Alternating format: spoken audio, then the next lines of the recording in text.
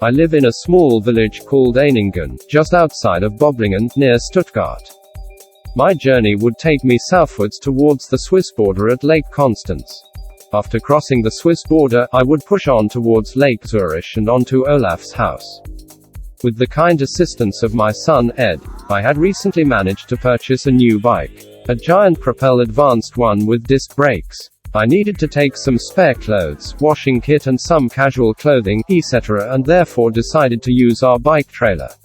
I tried to keep the amount of kit I took to a minimum, but even so, I do not think I could have managed without the trailer. I made an early start before it had even got light, or the birds had even awoken. I heard them wake up as I was cycling at 5 a.m.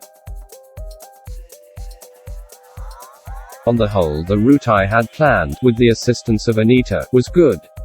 It kept me off the main roads and utilized cycle paths whenever they were available. There was only one point where the route took me down a path with this sign at the end, which said something like, "Do not enter dogs." I retraced my path.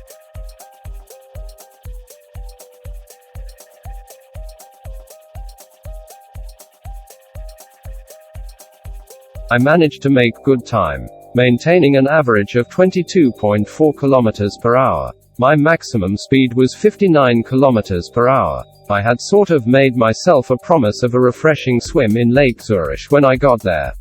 But when I arrived, the sky clouded over and a thunderstorm started.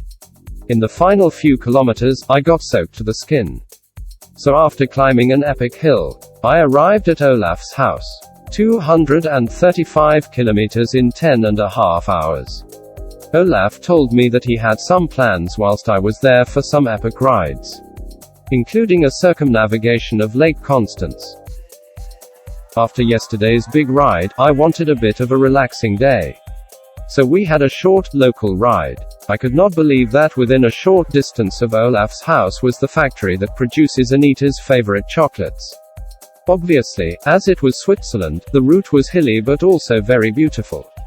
But not as nice as all the lovely gnomes outside this house.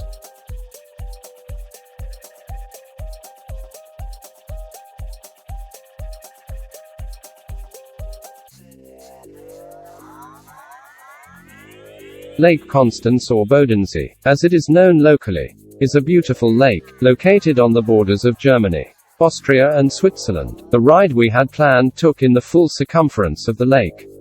Today's ride would be 212 kilometers, which would take a modest 8 hours and 25 minutes at an average of 25 kilometers per hour. We took it easy. There were lots of other people cycling on that day, and in places we had to walk through the towns. We also took a few coffee breaks and stopped for lunch.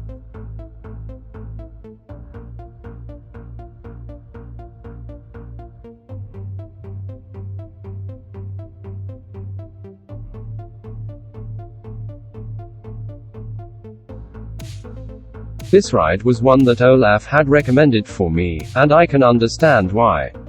The scenery was everything that someone imagines that Switzerland would be. Snow-capped mountains, winding car-free roads, turquoise-colored alpine lakes and steep hills.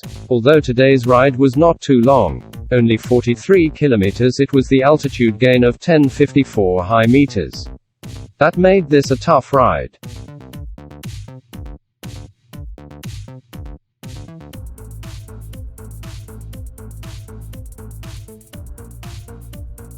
Anita put her bike in the car and drove over to pick me up.